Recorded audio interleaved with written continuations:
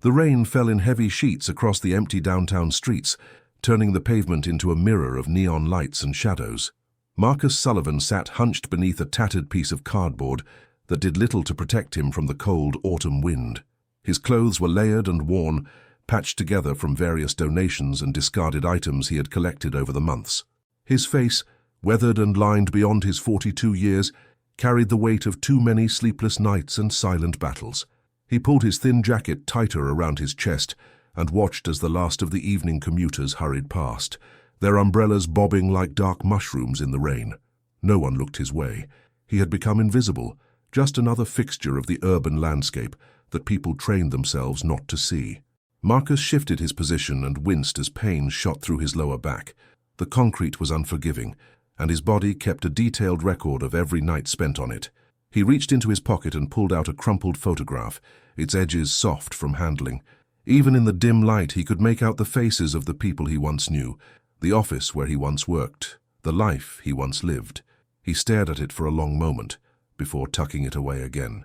Some memories were too painful to hold on to, yet impossible to release. The wind picked up, sending a cascade of water from a nearby awning directly onto his makeshift shelter. Marcus sighed and gathered his few belongings into a plastic bag. He would need to find somewhere drier to wait out the storm. As he stood, his joints protested with sharp complaints, reminding him that he was no longer the man he used to be. That man had worn tailored suits and shaken hands with city officials. That man had led a team of engineers and signed contracts worth millions. That man had believed in justice and fairness and the fundamental goodness of people. That man was gone, erased by a single act of betrayal that had cost him everything. Marcus shuffled down the sidewalk, keeping close to the buildings where the overhangs provided minimal shelter. His shoes, held together with duct tape and hope, squelched with each step. He passed a restaurant where warm light spilled onto the street, and the smell of grilled meat made his stomach clench with hunger. He had eaten earlier, a half sandwich someone had left on a bench, but it had done little to satisfy the constant gnawing emptiness. He kept walking, his eyes scanning for a doorway or alcove that might offer better protection. The city at night was a different beast than during the day. The shadows grew longer, and the dangers more real. Marcus had learned to read the streets, to sense when trouble was brewing, to know which corners to avoid and which people to steer clear of. Survival had become his only skill, and he had become grimly proficient at it. As he turned onto a quieter street, the sound of the rain seemed to intensify, drowning out the distant traffic and creating a curtain of white noise. Marcus spotted a recessed doorway ahead, the entrance to an office building that had closed hours ago. He quickened his pace, eager to claim the spot before someone else did. Competition for dry spaces was fierce on nights like this, but as he approached, he heard something that made him stop. A sound that cut through the rain and the wind and reached something deep inside him. It was the sound of a child crying. Marcus froze, his instincts warring with each other. Every fiber of his being that had been honed for self-preservation told him to keep walking. Getting involved with anything or anyone was dangerous. It drew attention. It created complications. It opened doors to vulnerability that he could not afford. But the crying continued, small and frightened, and utterly alone.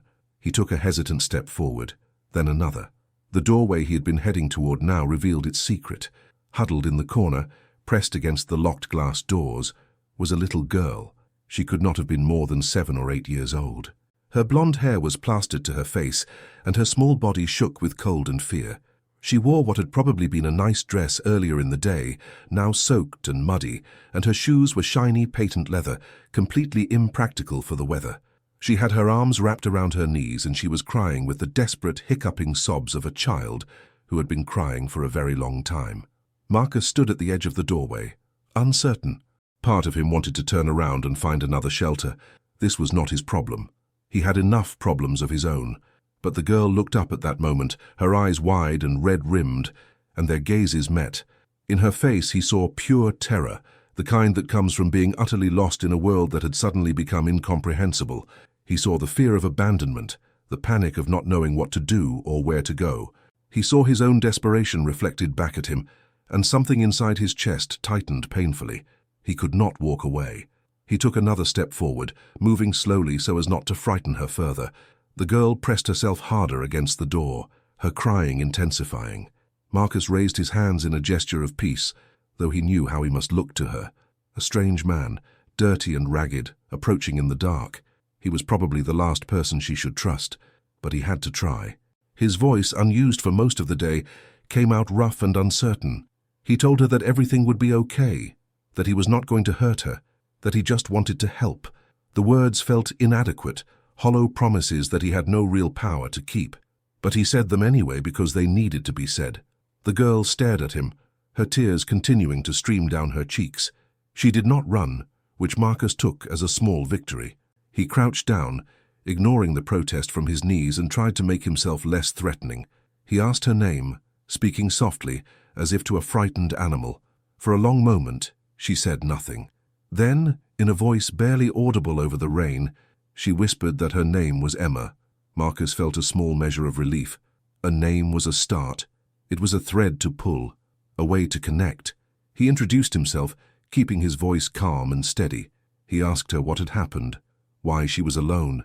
Emma's story came out in fragments, interrupted by sobs and shivering. She had been with her nanny at the shopping district. They had stopped to look at something in a store window.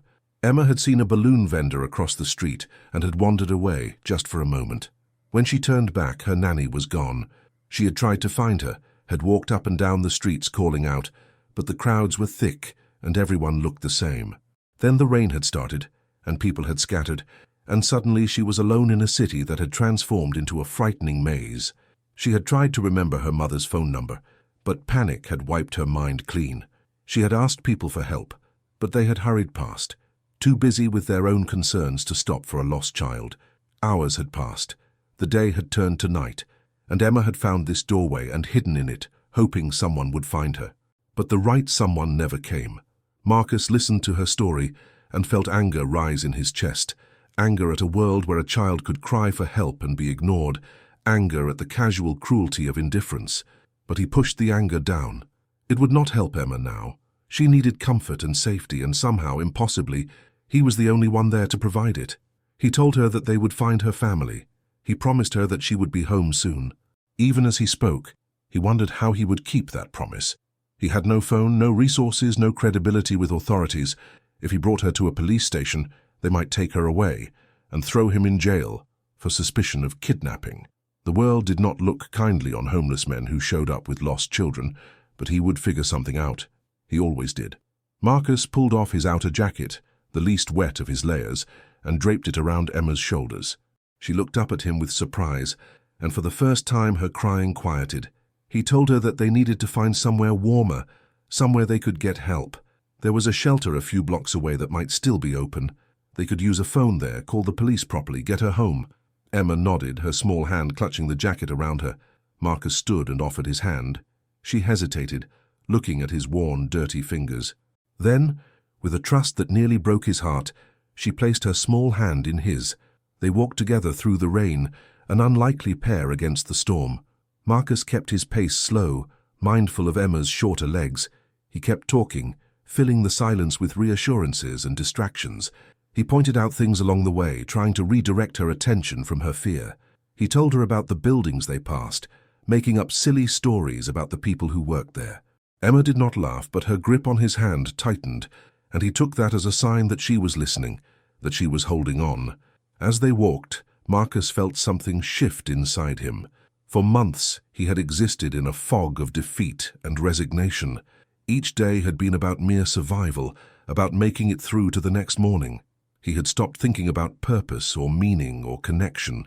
But now, with this small hand in his, he felt a flicker of something he had thought long dead. Responsibility, purpose, the need to be someone worth trusting. They reached the shelter after 15 minutes of walking.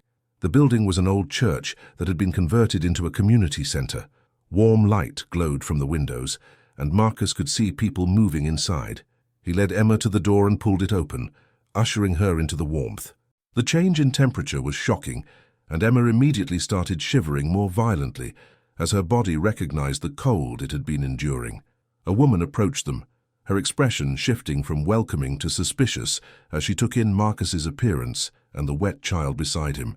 Marcus quickly explained the situation, his words tumbling over each other in his haste to be believed.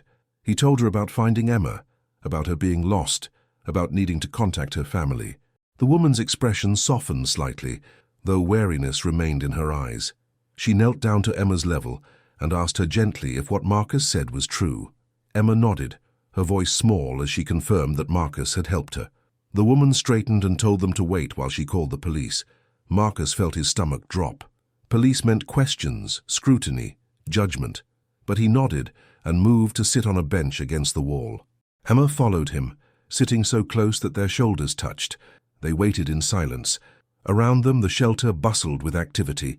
People lined up for evening meals. Others filled out paperwork for beds. Volunteers moved with practiced efficiency. Marcus watched it all with the detachment of someone who had been through this routine too many times. He knew these places, knew their rules and rhythms. But tonight he was seeing it through Emma's eyes, and he wondered what she thought of this world she had stumbled into.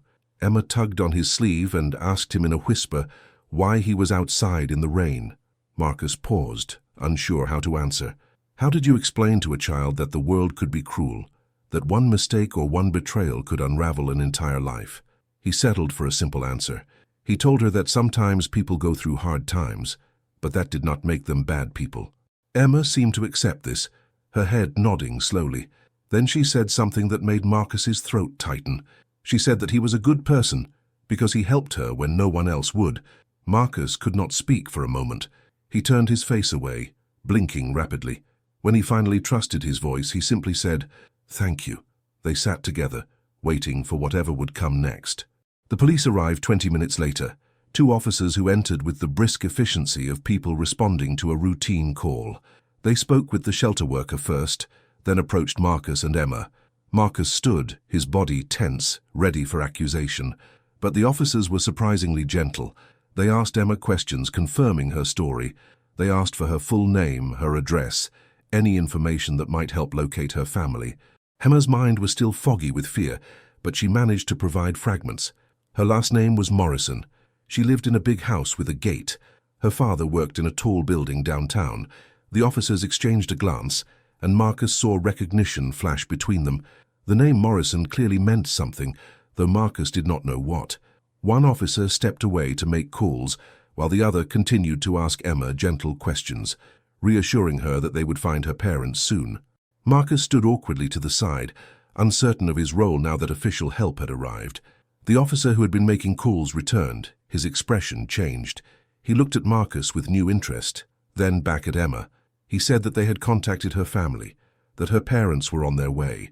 Then he turned to Marcus and said that they would need him to stay as well, to give a statement. Marcus nodded, though dread settled in his stomach like a stone. He knew how this would go.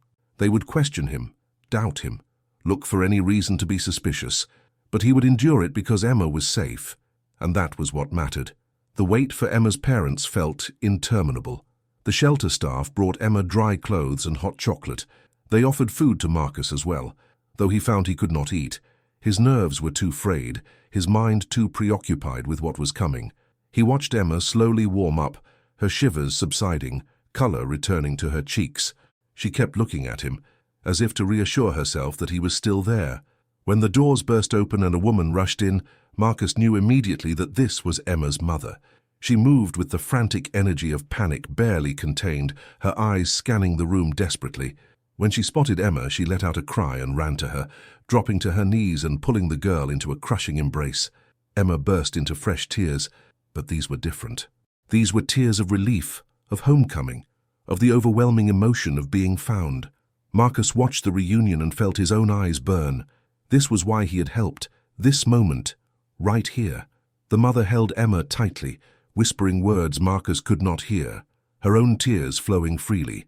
A man entered behind her, tall and commanding, his expensive suit marking him as someone of importance. He joined his wife and daughter, his arms encircling them both. The family was whole again. Marcus took a step back, ready to fade into the background. His part in this was over. But Emma looked up at that moment and pointed at him. She said something to her parents, and they both turned to look. The mother stood, still holding Emma's hand, and approached Marcus. Her face was streaked with tears, but her eyes were grateful. She began to thank him. her words tumbling out in a rush of emotion and gratitude. She said that she did not know how to repay him, that he had saved her daughter, that she would forever be in his debt. Marcus mumbled something about just doing what anyone would do, though they both knew that was not true. Many people had passed Emma by that night. He had been the one to stop. The father approached as well, his hand extended for a shake. Marcus hesitated, aware of his own dirty hand, but the man did not seem to care. He gripped Marcus's hand firmly and echoed his wife's thanks. Then he asked Marcus for his name. Marcus supplied it, his voice barely above a whisper. He watched as the name registered with the father, saw the man's expression shift from gratitude to confusion, then to something that looked like shock. The man stared at Marcus, his grip on Marcus's hand tightening almost painfully. He said the name again, as a question this time, and Marcus saw the exact moment of recognition. The shelter seemed to freeze around them, the ambient noise fading into a dull hum as the past collided violently with the present. Richard Morrison stood before Marcus Sullivan, and in his eyes, Marcus saw the dawning horror of understanding. This was not just any homeless man who had helped his daughter. This was the man whose life Richard had destroyed 5 years ago. The man whose company he had systematically dismantled through corporate espionage and legal manipulation. The man whose reputation he had shredded with false accusations and planted evidence. The man he had left for dead in the wreckage of a ruined career and bankruptcy. And that man had just saved his daughter. Richard's mouth opened, but no words came out.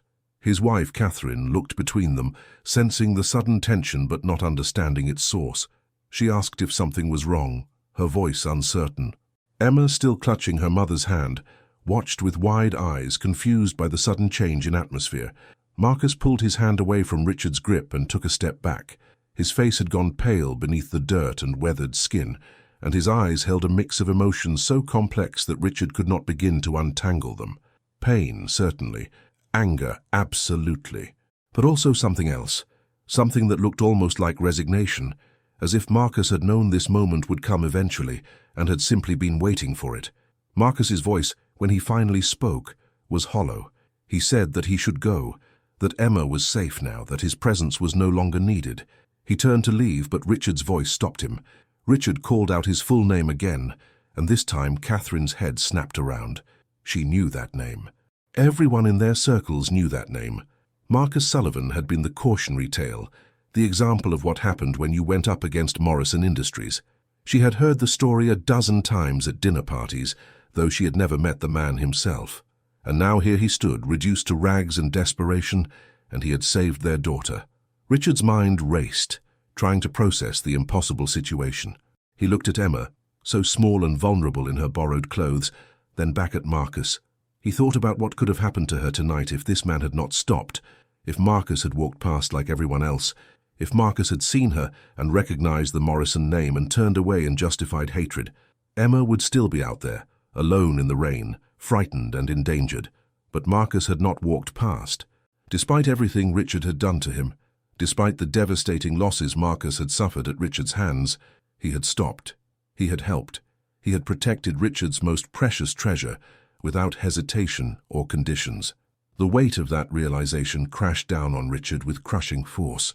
Richard moved to block Marcus's path to the door. He said that they needed to talk, that Marcus could not just leave. Marcus's jaw tightened, and he said that there was nothing to talk about, that what was done was done. His voice carried 5 years of suffering compressed into those few words. He said that he was glad Emma was safe and that he needed to go.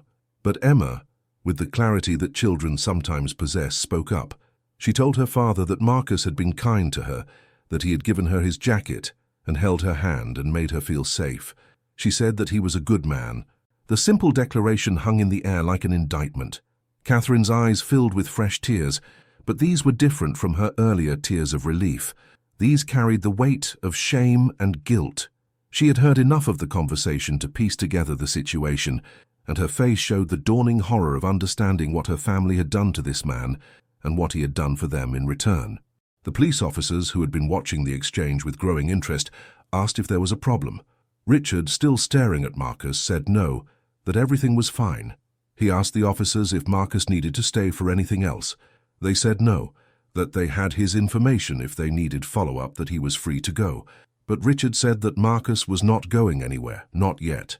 He said there were things that needed to be said, debts that needed to be acknowledged. Marcus's expression hardened, and he said that Richard had said plenty 5 years ago. He said that Richard's lawyers and Richard's lies had said everything that needed saying. He said that he did not need Richard's guilt or his pity or anything else Richard might offer. All he wanted was to leave and never see any of them again. But Richard persisted. He said that what happened 5 years ago was wrong, that he had known it was wrong even as he did it.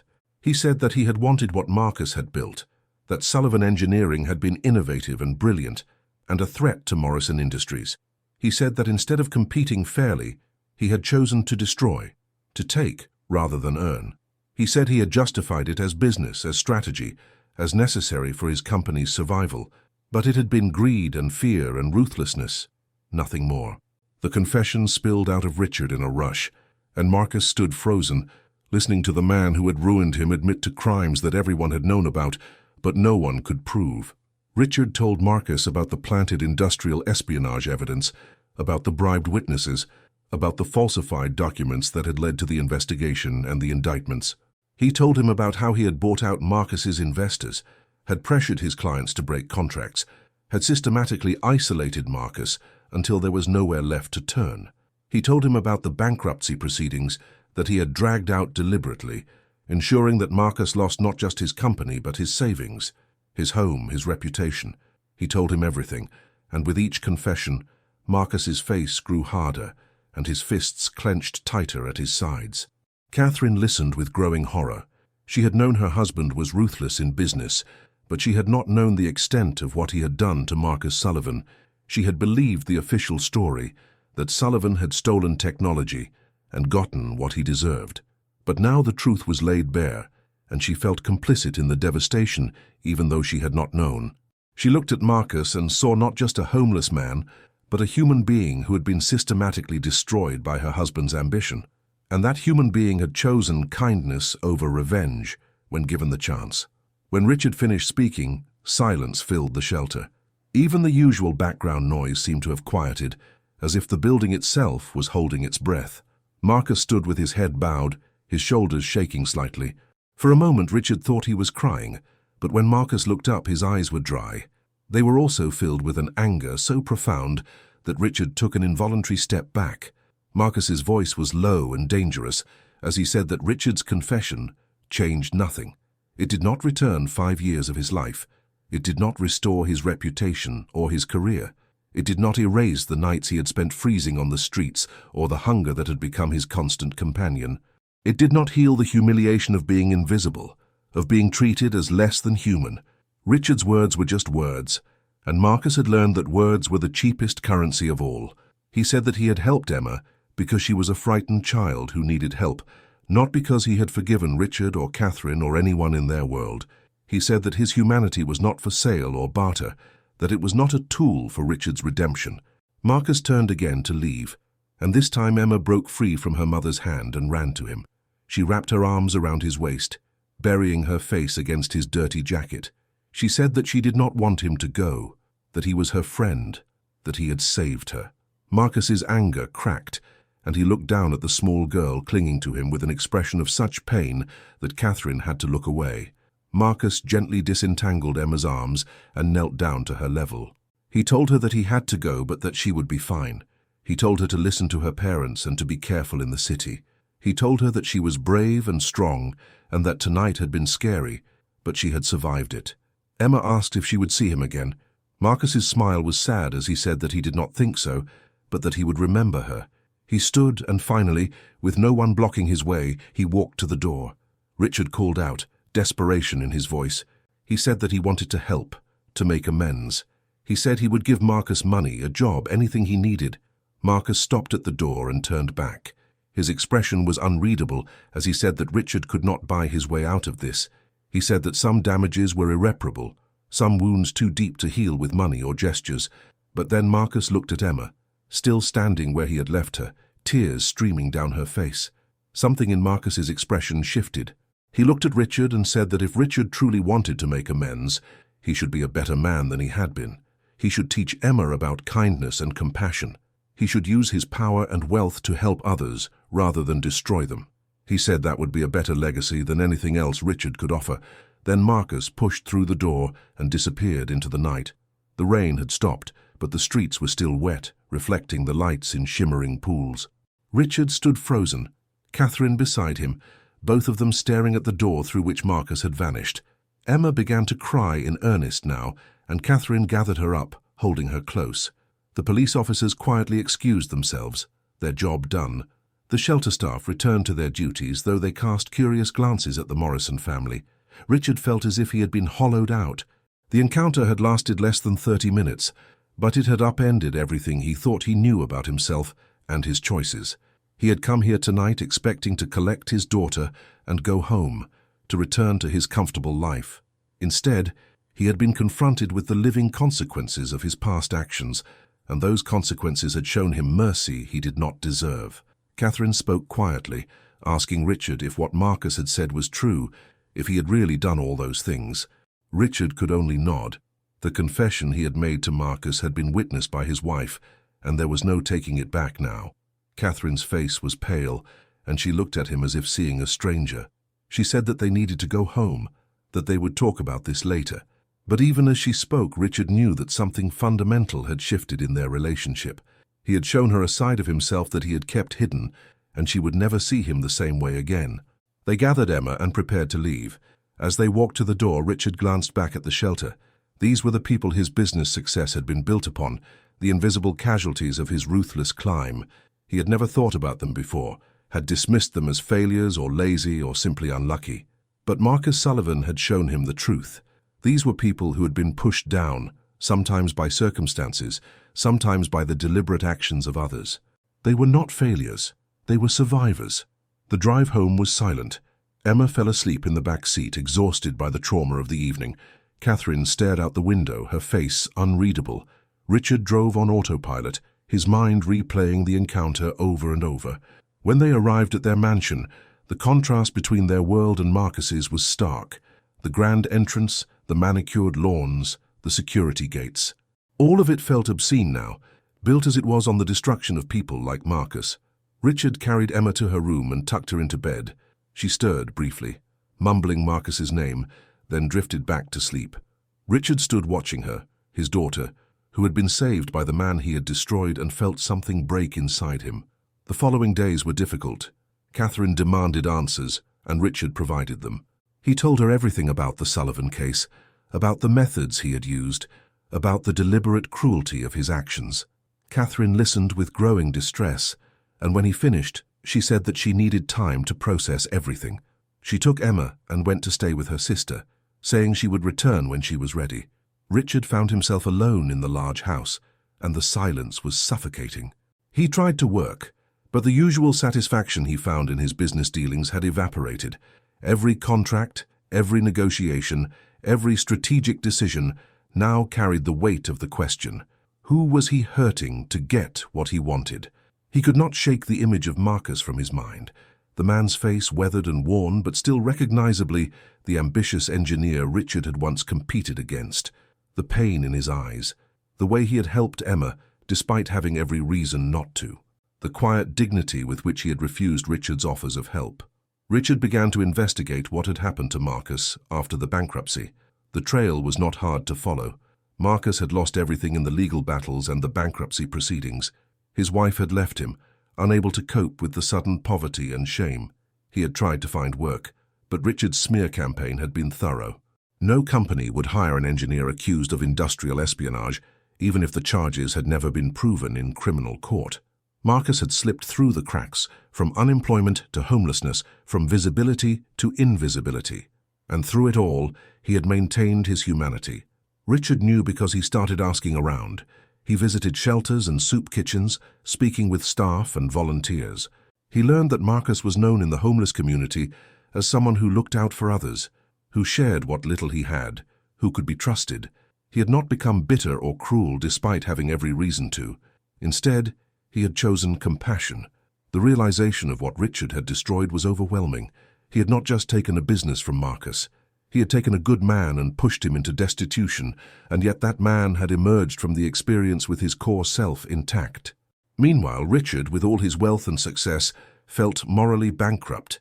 Richard made a decision. He would find Marcus, and he would make amends, whether Marcus wanted it or not. He hired a private investigator to locate him. It took a week, but the investigator reported back with an address, a bridge underpass where Marcus had been sheltering. Richard went alone. The underpass was grim, littered with makeshift shelters and the detritus of urban life. Richard felt eyes on him as he walked, his expensive clothes marking him as an outsider. He found Marcus sitting against a concrete pillar, reading a battered paperback novel. Marcus looked up as Richard approached, and for a moment, surprise flickered across his face before being replaced by wariness. Richard stopped a few feet away, suddenly unsure of what to say. He had rehearsed a dozen speeches on the drive over, but now they all seemed inadequate. Finally, he simply said that he had been looking for Marcus, that he wanted to talk.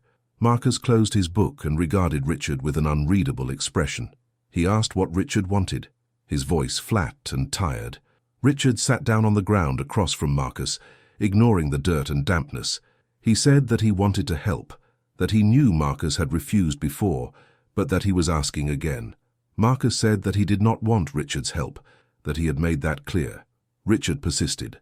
He said that he had spent the last week learning about Marcus's life, about how he had survived, about the person he had remained despite everything.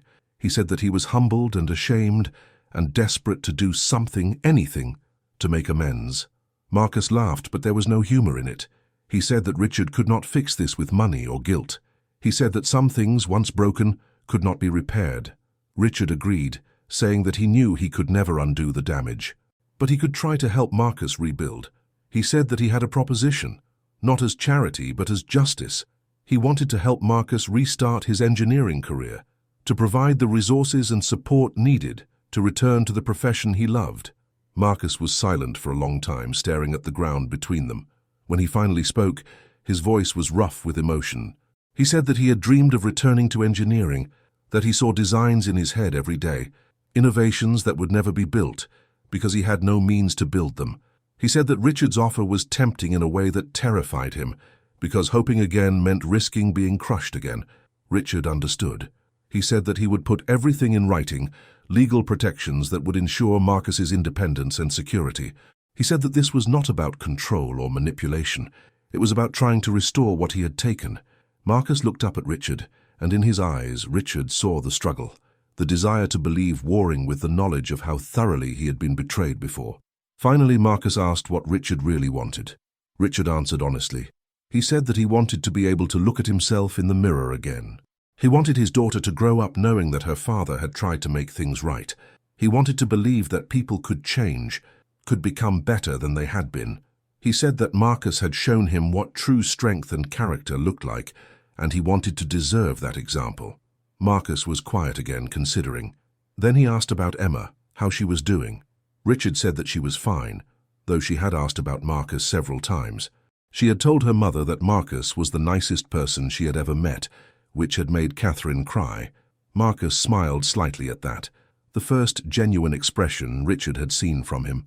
Marcus said that Emma was a good kid, that she reminded him of his own daughter from his previous life. Richard had not known Marcus had a child. Marcus said that his ex-wife had remarried and moved across the country, that he had not seen his daughter in 4 years. She would be 12 now, almost a teenager. He said that losing her had been harder than losing anything else, harder than the company or the reputation or the comfortable life. Richard felt the words like a physical blow. He had not just destroyed a business, he had destroyed a family. The full scope of the damage he had caused was finally becoming clear, and it was more devastating than he had imagined. Richard made a promise. He said that if Marcus agreed to his help, he would also help Marcus reconnect with his daughter.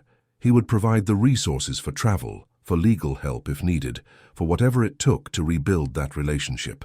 Marcus looked at Richard with an expression of such naked hope that Richard had to look away. Marcus asked if Richard was serious, if this was real. Richard said that it was, that he would do everything in his power to help. Marcus stood slowly, his body stiff from sitting on the cold ground. He looked around at the underpass, at the makeshift shelter that had been his home, at the life he had been living. Then he looked back at Richard. He said that he would accept the help, but on one condition. Richard waited. Marcus said that whatever Richard helped him build, Marcus wanted to use it to help others. He wanted to create opportunities for people who had been knocked down, who needed a second chance. He said that he had lived through the worst, and he knew what it meant to need help and to have nowhere to turn. If he was going to rebuild, it would be with purpose. Richard agreed immediately. He stood as well and extended his hand. Marcus looked at it for a moment, then gripped it firmly. It was not forgiveness, not yet, but it was a beginning. Over the following months, Richard worked to make good on his promises. He connected Marcus with resources and opportunities. He helped set up a new engineering consultancy under Marcus's name, independent and protected by legal structures that ensured Richard had no control or claim over it. He arranged meetings with former colleagues and clients, helping to rebuild the professional networks that had been destroyed. Marcus worked with intense focus, pouring all his energy into rebuilding his career. The work was difficult, not just professionally, but emotionally. Returning to a world he had been exiled from required him to face painful memories and confront people who had abandoned him. But Marcus persevered, driven by a purpose that went beyond personal success. True to his word, Marcus began to focus on creating opportunities for others. His consultancy specifically hired people with troubled backgrounds or gaps in their employment history, giving them chances that other companies would not. He partnered with re-entry programs and homeless services, providing training and jobs. He became an advocate, using his own story to highlight systemic failures and the need for compassion. Richard watched Marcus's transformation with a mixture of admiration and continued guilt. Marcus was becoming successful again, but it was a different kind of success. He was not chasing wealth or prestige. He was building something meaningful, something that would lift others up. It was the kind of success Richard had never pursued, and it made his own achievements feel hollow by comparison. Catherine eventually returned home, bringing Emma with her. The distance had given her time to think, and she told Richard that she could not simply forget what he had done, but she had seen him trying to change, had watched him work to help Marcus, and she was willing to try to rebuild their relationship as well.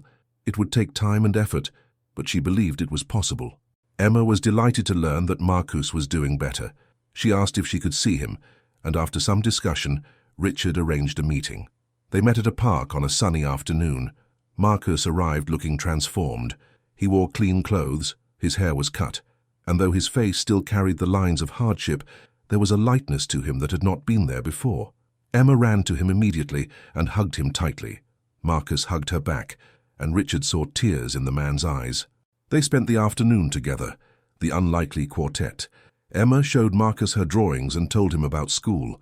Marcus listened attentively, asking questions and showing genuine interest.